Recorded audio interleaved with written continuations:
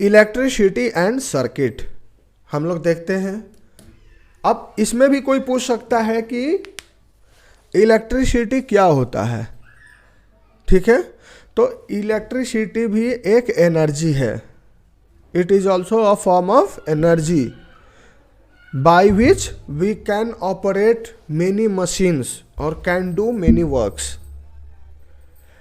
Electricity एक electrical energy होती है जिससे कि हम बहुत सारा काम कर सकते हैं मशीन के द्वारा जो इलेक्ट्रिसिटी पे चलते हैं, ठीक है। अब देखो, जैसे हम लोग पंप ऑपरेट करते हैं, जैसे हम लोग बहुत सारा काम करते हैं इलेक्ट्रिसिटी के हेल्प से। अब देखो, इलेक्ट्रिसिटी के कारण ही हमारे घर में लाइट रहती है, समझ में आया। रोड पे लाइट होती है, ऑफिस, मार्केट, फैक्ट्री, सनसेट होने के बाद चारों तरफ लाइट किस चलते होती है, इलेक्ट्रिसिटी के कारण ही होती है, समझ में आया। अब इलेक्ट्रिसिटी प्रोवाइड कौन करता है, इलेक्ट्रिसिटी बनती कहाँ है। इलेक्ट्रिसिटी जहाँ बनती है उसे हम पावर स्टेशन कहते हैं, समझ में आया। जहाँ कोयले से इलेक्ट्रिसिटी बनती है उसे थर्मल पावर स्टेशन कहते हैं। जहाँ न्यूक्लियर एनर्जी से इलेक्ट्रिसिटी बनती है उसे न्यूक्लियर पावर स्टेशन कहते हैं। जहाँ पानी से इलेक्ट्रिसिटी बनती है उसे हाइड्रो पावर प्लांट कहते हैं, हाइड्रो पावर स्टेशन। तो इलेक्ट्रिसिटी कई तरीके से बनती है, समझ में आया। उस हिसाब से पावर स्टेशन का नाम होता है। सनलाइट से भी इलेक्ट्रिसिटी बनती है, सोलर प्लेट रखते हैं हम लोग तो बैटरी चार्ज हो जाती है ना। तो पावर स्टेशन जो होता है प्रोवाइड अस इलेक्ट्रिसिटी, ठीक है। However supply of electricity may fail और it may not be available at some places. कभी कभी सप्लाई फेल भी हो जाती है और इस सिचुएशन में हम क्या करते हैं, a torch is sometime use for providing light. जब सप्लाई की इलेक्ट्रिसिटी फेल हो जाती है तो हम क्या करते हैं, टॉर्च जलाते हैं। और टॉर्च में क्या होता है, टॉर्च है जब bulb that lights off when switch on. जब स्विच ऑन, उसमें एक स्विच भी होता है। ये सबका डेफिनेशन आएगा, स्विच क्या होता है, बल्ब क्या होता है, समझ में आया। तो उसमें एक बैटरी भी होती है, टॉर्च में एक बैटरी भी होती है। जब स्विच ऑन करते हैं तो बल्ब जल जाता है बैटरी के हेल्प से, ठीक है। तो हम सबसे पहले पढ़ेंगे कि इलेक्ट्रिक सेल क्या होता है या बैटरी क्या होती है, ठीक है। बहुत सारा सेल मिला के एक बैटरी बनता है। तो यही इलेक्ट्रिक सेल ही हैं जो टॉर्च में लगाते हैं तो उसका बल्ब जलता है और हमें लाइट मिलती है, हमें इलेक्ट्रिसिटी मिलती है। तो इलेक्ट्रिक सेल क्या होता है, एक ऐसा डिवाइस है जिसमें हम इलेक्ट्रिसिटी को स्टोर कर सकते हैं, जमा कर सकते हैं। जैसे बैंक में हम पैसे जमा करते हैं ना, स्टोर करके रखते हैं, वैसे बैटरी में हम इलेक्ट्रिसिटी स्टोर करके रख सकते हैं और जब चाहे तब हम उसे यूज कर सकते हैं, समझ में आया। बैटरी अलार्म क्लॉक में भी लगता है, रिस्ट वॉच में भी लगता है, ट्रांजिस्टर रेडियो में भी लगता है, कैमरा में भी लगता है और बहुत सारी डिवाइसेस में बैटरी लगता है, समझ में आया। अब बैटरी में क्या होता है, एक स्मॉल मेटल कैप होता है ऊपर, देखो ये मेटल कैप है जो कि प्लस चार्ज होता है, ठीक है। On the other side metallic disc होता है, नीचे देखो मेटालिक डिस्क है जो कि माइनस चार्ज होता है, क्लियर है। तो बैटरी में क्या होते हैं, दो टर्मिनल होते हैं, एक प्लस टर्मिनल और एक माइनस टर्मिनल, क्लियर है बात। मेटल कैप जो होता है वो पॉजिटिव टर्मिनल होता है एंड डिस्क जो होता है वो निगेटिव टर्मिनल होता है, ठीक है। Electric cells have two terminals, positive terminals and negative terminals, clear है बात। अब देखो इलेक्ट्रिक सेल में बहुत सारे केमिकल्स होते हैं जिनके चलते इलेक्ट्रिसिटी स्टोर होती है। Electric cell produces electricity from the chemicals store inside it. When the chemicals in the electric cell are used up, electric cell stops providing energy, electrical energy, producing electricity।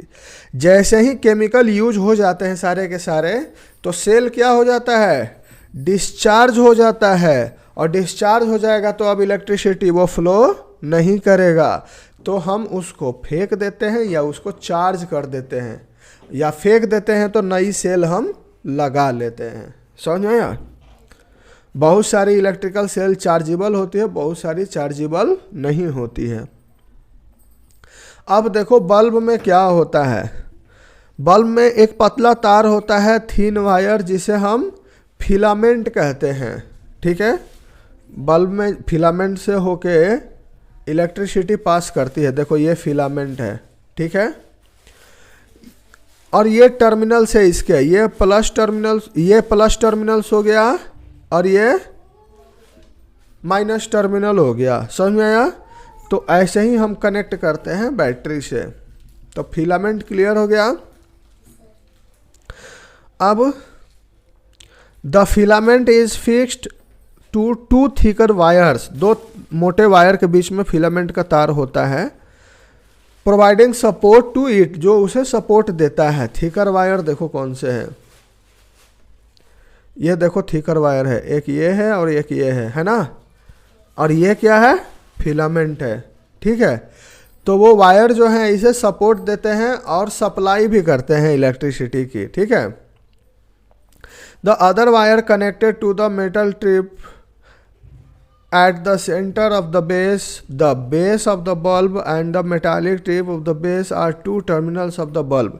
Bulb में भी 2 terminals होते हैं, ठीक है, और battery में भी 2 terminals होते हैं। तो जब बैटरी के प्लस टर्मिनल और बल्ब के प्लस टर्मिनल को मिलाते हैं और बैटरी के माइनस टर्मिनल और बल्ब के माइनस टर्मिनल को मिलाते हैं तो सर्किट कंप्लीट हो जाता है और इलेक्ट्रिसिटी फ्लो करना शुरू कर देती है। ठीक है, Never join the 2 terminals of the electric cell without connecting them through a switch and a device like a bulb. If you do so, the chemicals in the cell get used up very fast and cell stop working. हमको bulb को और battery को बिना switch के नहीं जोड़ना चाहिए या सर्किट बनाना चाहिए, क्योंकि बिना स्विच के हम उनको जोड़ देंगे तो हम उनको ऑफ नहीं कर पाएंगे, और ऑफ नहीं कर पाएंगे तो बल्ब जलता रहेगा, और बल्ब जलता रहेगा तो बैटरी यूज होती रहेगी, उसके केमिकल डिस्चार्ज होते रहेंगे और फाइनली डिस्चार्ज हो जाएंगे तो बैटरी को फिर फेंकना पड़ेगा। इसीलिए जब भी हम सर्किट बनाते हैं तो स्विच लगाते हैं।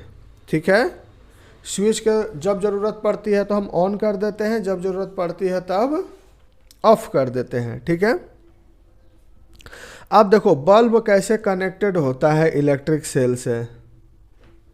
देखो इलेक्ट्रिक सेल के प्लस टर्मिनल में एक वायर जोड़ दो और माइनस टर्मिनल में एक वायर जोड़ दो। ठीक है, बल्ब के प्लस टर्मिनल में एक वायर जोड़ दो, माइनस टर्मिनल में एक वायर जोड़ दो। ठीक है, और देखो प्लस टर्मिनल से बैटरी बल्ब के प्लस टर्मिनल में एक वायर जोड़ दो, माइनस टर्मिनल से बैटरी के माइनस टर्मिनल में जोड़ दो। ठीक है, तो सर्किट कंप्लीट हो जाती है, बल्ब जलने लगता है।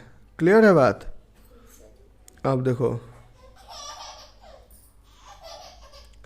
अब इलेक्ट्रिक सर्किट क्या होती है, यह क्वेश्चन आता है कि इलेक्ट्रिक सर्किट क्या होती है। तो इलेक्ट्रिक सर्किट हम बताए थे कंप्लीट क्लोज कंडक्टिंग पाथ होती है। देखो इसमें लिखा हुआ है the electric circuit provides a complete path for electricity to pass between 2 terminals of electric cell. Electricity complete path तैयार करती है, कंप्लीट रास्ता तैयार करती है जो कहीं भी ब्रेक नहीं होता है। ठीक है, इलेक्ट्रिसिटी को फ्लो होने के लिए, और उसी कंप्लीट रास्ते को, पाथ को क्या कहते हैं? Electric circuit. समझ में आया? तो बैटरी के 2 टर्मिनल से जोड़ते हैं, बल्ब के दोनों टर्मिनल से जोड़ते हैं, पूरा पाथ तैयार हो जाता है। तो बल्ब भी तभी जलेगा जब हमारा करंट पूरे इलेक्ट्रिकल सर्किट से पास करेगा और सर्किट कहीं पे ब्रेक नहीं होगा। जैसे देखो ये कंप्लीट सर्किट तैयार है, कहीं से भी वायर टूट गया तो इलेक्ट्रिसिटी फ्लो नहीं होगा, क्योंकि ये पाथ क्लोज नहीं रहा है, अब क्या हो गया? ओपन हो गया। क्लियर है? तो इसीलिए हम कंप्लीट पाथ तैयार करते हैं। इलेक्ट्रिक सर्किट में पॉजिटिव टर्मिनल से करंट निकलता है और कहाँ जाता है, नेगेटिव टर्मिनल की ओर जाता है इस पाथ में, ठीक है। पॉजिटिव टर्मिनल से करंट आता है, नेगेटिव टर्मिनल में करंट जाता है। तो ये याद रखना कि करंट का डायरेक्शन कैसे होता है, ठीक है। अब देखो फ्यूज कब होता है बल्ब, जब उसके फिलामेंट के वायर टूट जाते हैं तब बल्ब का जलना बंद हो जाता है, क्योंकि हमारी सर्किट ओपन हो जाती है, ठीक है।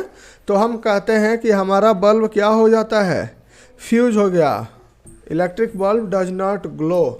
जब हम बैटरी से जोड़ भी दिए फिर भी बल्ब नहीं जल रहा है, तो इसका एक कारण यह भी हो सकता है कि बल्ब हमारा फ्यूज हो गया, मतलब फिलामेंट क्या हो गया, ब्रेक हो गया, ठीक है। One reason for bulb to fuse is a break filament wire. एक रीजन यह भी हो सकता है कि फिलामेंट वायर जो होगा ब्रेक हो गया। The break in filament of the electric bulb means the break in path of the current between the terminals of the electric circuit और no current pass through the filament. Filament टूट गया मतलब path open हो गया। Path open होने का मतलब कोई भी करंट अब बल्ब से पास नहीं होगा। अब बल्ब से करंट पास नहीं होगा तो बल्ब जलेगा नहीं। क्लियर है। अब देखो इलेक्ट्रिक स्विच क्या होता है। इलेक्ट्रिक स्विच एक ऐसा डिवाइस होता है जिसके चलते हम किसी सर्किट को ओपन या क्लोज कर सकते हैं। जब चाहे तब ओपन कर सकते हैं, जब चाहे तब क्लोज कर सकते हैं। देखो ये जैसे ये एक प्रोटोटाइप बनाया हुआ है, एक सैंपल बनाया हुआ है इलेक्ट्रिक स्विच का, ठीक है। यहाँ से चारों तरफ से तार जुड़े हुए हैं, लेकिन यहाँ से ओपन सर्किट है। यदि इस पिन को हम इस तार से जोड़ देते हैं तो सर्किट हमारी क्लोज हो जाएगी और करंट फ्लो करना शुरू हो जाएगा। तो इलेक्ट्रिक स्विच क्या होता है, एक ऐसी डिवाइस होती है जिसके चलते हम किसी भी सर्किट को ओपन या क्लोज कर सकते हैं, मतलब स्विच ऑन और स्विच ऑफ कर सकते हैं। समझ में आया। तो इलेक्ट्रिक स्विच क्या करता है, ब्रेक द सर्किट या make the circuit, complete the circuit. समझ में आया। ये का काम कौन करता है, इलेक्ट्रिक स्विच। अब देखो कंडक्टर क्या होते हैं। इलेक्ट्रिक कंडक्टर ऐसा मटेरियल जिनसे होके इलेक्ट्रिसिटी पास कर सकती है उसे हम इलेक्ट्रिकल कंडक्टर कहते हैं, और जिन मटेरियल्स होके इलेक्ट्रिसिटी पास नहीं कर सकती उसे इंसुलेटर कहते हैं। क्लियर है। अब कंडक्टर भी जरूरी है हमारे लिए और इंसुलेटर भी जरूरी है। देखो material which allow electric current to pass through them is called conductor of electricity, और जो अलाउ नहीं करते इलेक्ट्रिसिटी को पास होने के लिए उन्हें इंसुलेटर कहते हैं। क्लियर है। तो कंडक्टर एंड इंसुलेटर दोनों ज़रूरी है हमारे लिए। जैसे हम देखिए होगे इलेक्ट्रिशियन काम करता है प्लायर से, तो उसके ऊपर प्लास्टिक की कवर लगी होती है। क्यों, क्योंकि वो काम करेगा तो क्या होगा, उसको शॉक लग सकते हैं। स्क्रू ड्राइवर से काम करता है, टेस्टर से काम करता है, तो प्लास्टिक की कवर लगी होती है। क्यों, क्योंकि उसे शॉक नहीं लगे। इंसुलेटर बचाता है और कंडक्टर काम करने के लिए ज़रूरी है। समझ में आया। तो हम कंडक्टर भी उतना ही ज़रूरी है, इंसुलेटर भी उतना ही ज़रूरी है। यदि वायर के ऊपर इंसुलेटर नहीं लगे रहेंगे तो क्या होगा, दोनों वायर शॉर्ट सर्किट हो जाएंगे। समझ में आया। तो इंसुलेटर भी उतना ही ज़रूरी होता है। जब हम स्विच ऑन करने जाते हैं तो वो किससे बना हुआ रहता है, जब प्लग हम सॉकेट में लगाने जाते हैं किससे बना रहता है, इंसुलेटर से, ताकि हमारी सुरक्षा हो सके। स्विच ऑन करने गए और शॉक लग गया,